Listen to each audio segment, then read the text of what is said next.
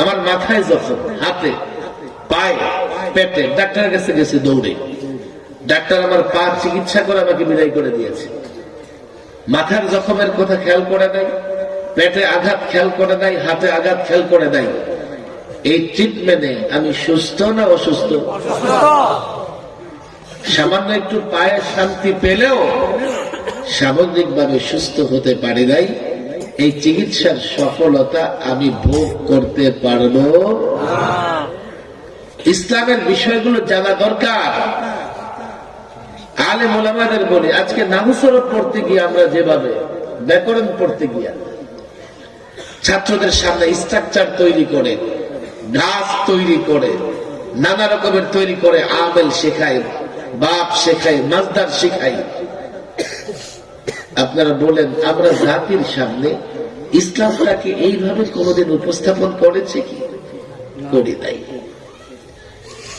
যার জন্য কিছু ক্ষেত্রে জাতি আমার সঙ্গ দিলেও আমি আরেকটা ফরজ বিধান নিয়ে যখন কাজ করি, জাতি মনে করে এটা মৌলবীর কাজ, জাতি মনে করে এটা সাগত সাহেবের কাজ, এটা আমার কাজ নয়, অথচ সেটাও নামাজ রোজার মতো ফরজ। পূর্ণাঙ্গ ইসলাম আমাদের সামনে রাখার দরকার আছে না নাই?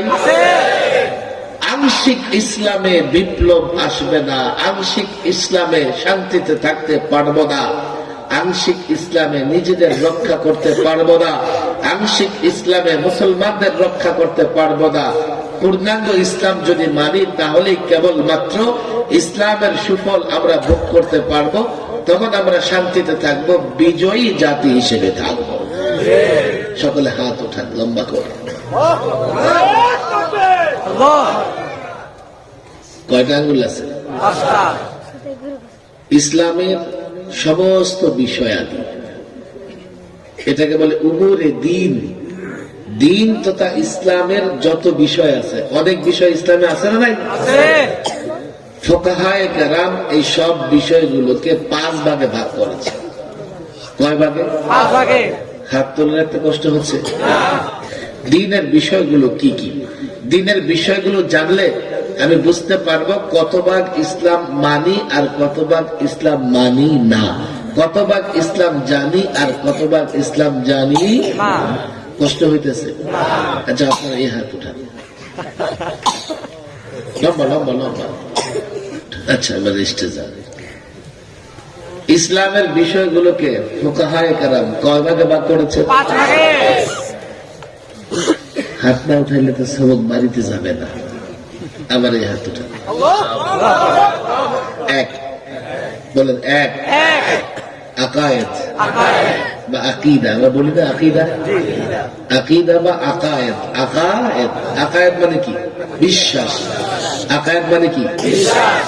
ইসলামে কিছু বিষয় এমন আছে কিনা যেগুলোর উপরে বিশ্বাস রাখা অত্যন্ত জরুরি? আছে না নাই? এই জন্য আমরা কিছু কালিমা পড়ি না?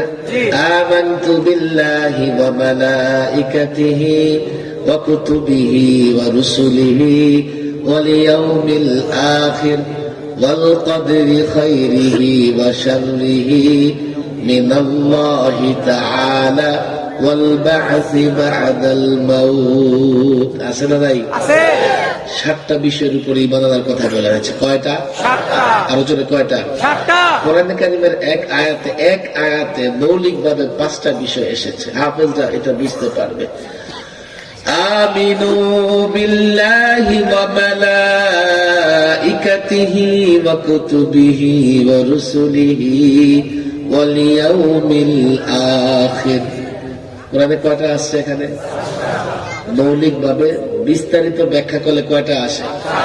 7টার উপরে ঈমান রাখা অত্যন্ত জরুরি, না হলে মুমিন হওয়া যাবে। ঈমান ঠিক রাখার জন্য শুধু এগুলোর উপরে ঈমান এমন নয়, কিছু বিষয়ের উপরে ঈমান না রাখতে হবে। কুফর, শিরক, এগুলোকে অস্বীকৃতি জানাতে হবে। হাত নামান। ঈমানের জন্য কিছু বিষয়ের উপর ঈমান আনতে হয়, মানে কিছু বিষয়ের স্বীকৃতি দিতে হয়, আবার কিছু বিষয়ের অস্বীকৃতি জানাতে হয়। যেমন কুফরকে স্বীকৃতি দেওয়া যায়, শিরককে স্বীকৃতি দেওয়া যায়। তো যে সমস্ত দল, যে সমস্ত গ্রুপ, যে সমস্ত সংগঠন শিরক কিংবা কুফুরের প্রচার করে, সেই সংগঠনকেও স্বীকৃতি দেওয়া যাবে না। যে সমস্ত পীর মুরিদ কুফুর কিংবা শিরকের কাজকর্ম করে বেড়ায়, তাদেরকেও স্বীকৃতি দেওয়া যাবে না। তাহলে ঈমান থাকবে না।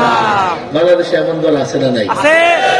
আপনাদের এই এলাকায় বেশি, বেশি না বেশ কম? আপনাদের এলাকায় এমন একটা দল, নাম বলেন দেখি। একদম কাছে কারো নাম বলেন না, তাহলে যাইতে পারব না।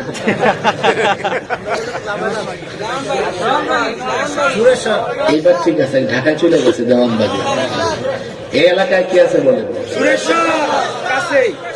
এই কাছেই না? ওরা কি কবরে সেজদা করে, পীরের পায়ে সেজদা করে? এগুলো তো জায়েজ আছে। আল্লাহ ছাড়া কাউকে সেজদা করা যায় না। তুমি যারা সেজদা করতেছো, যদি মরে যায় তো মরে মাটি হয়ে গেছে, খুঁজা দেখো, হাড্ডিও তালাশ করে পাওয়া যাবে। আর জীবিত যদি হয়তো কদিন পরে মারা যাবে, তুমি তাকে কেমনে সেজদা করো? কোন আকলে সেজদা করো? বাংলাদেশে এমন অনেক দল আছে, তাদের লোকজনও অনেক আছে, আছে না নাই? আমার হাতুটা এক নম্বর আকীদা। এক নম্বর কি? এদেশের মানুষের আকীদায় ঝামেলা আছে না নাই? তো ওই যাদের ঝামেলা আছে, ওদের ইসলাম আছে না নাই? তাহলে শান্তি কেমনে আসবে? দুই, ইবাদত। দুই কি? ইবাদত বুঝি না আমরা? ইবাদত কয় প্রকার? মৌলিক ইবাদত 5 প্রকার। মৌলিক ইবাদত 5 প্রকার। এবার হিম্মত নিয়ে উঠান দেখি। মৌলিক ইবাদত কয় প্রকার? 5 প্রকার। এক কি হবে? নামাজ। আরে ইবাদত, আকীদা তো গেছে। এখন 2 নম্বরের 1 নম্বর আকীদা শেষ। 2 নম্বর ইবাদত। ইবাদত কয় প্রকার? 5 প্রকার। কি কি? নামাজ, রোজা, হজ, যাকাত, জিহাদ। নামাজ, রোজা, হজ, যাকাত, জিহাদ, এগুলো সব মৌলিক ইবাদত। এগুলো কি? মৌলিক ইবাদত। দুইটা গেল। কয়টা গেল? দুইটা। এই মনে থাকবে তো কয়টা? দুইটা। তিন। আলেমরা উচ্চারণ করেন মুআমালাত। 3 কি? মুআমালাত। আকায়েদ, ইবাদত, মুআমালাত। মুআমালাত বাংলা হচ্ছে লেনদেন। ইসলামে লেনদেন সংক্রান্ত নির্দেশনা আছে না নাই? লেনদেন 5 প্রকার। আমি সবগুলো প্রকার বলবো না, আলেমদের বলবো, তালাশ করে দিবেন। লেনদেনের প্রথম প্রকার হচ্ছে ক্রয় বিক্রয়। প্রথম প্রকার কি? ক্রয় বিক্রয়। আহাল্লাল্লাহুল বাইআ ওয়া হাররামার রিবা। আল্লাহ ক্রয় বিক্রয়কে হালাল করেছেন আর সুদকে করেছেন হারাম। কথা ঠিক না বেঠিক? ঠিক। 4 উকুবাত। 4 কি? উকুবাত। আরো জোরে বলেন। উকুবাত। সবার হাত কিন্তু উঠতেছে না। উকুবাত। আপনারা আমার কথা বুঝতেছেন না, পরে আলেমরা বুঝাই দিবে, শুনে রাখেন। উকুবাত। 4 নাম্বার কি? উকুবাত। উকুবাত মানে বিচার ব্যবস্থা। কি ব্যবস্থা? বিচার ব্যবস্থা। আরো জোরে বলেন। বিচার ব্যবস্থা। ইসলামে বিচার ব্যবস্থা আছে না নাই? আছে। 5। একটা বাকি আছে, আদাব। এটা কি বলে? আদাব। আদাব বলেন। আলেমরা বুঝেছে আদাবের 1 নম্বর প্রকার আখলাক। কি বলেন? আখলাক মানে কি? চরিত্র। মাশাআল্লাহ। আখলাক মানে কি? চরিত্র। চরিত্র কয় প্রকার? 2 প্রকার। চরিত্র কয় প্রকার? সৎ চরিত্র, অসৎ চরিত্র। আছে না নাই? আছে। সবাই কি সৎ চরিত্রের অধিকারী? না। তাহলে সৎ চরিত্র, অসৎ চরিত্র।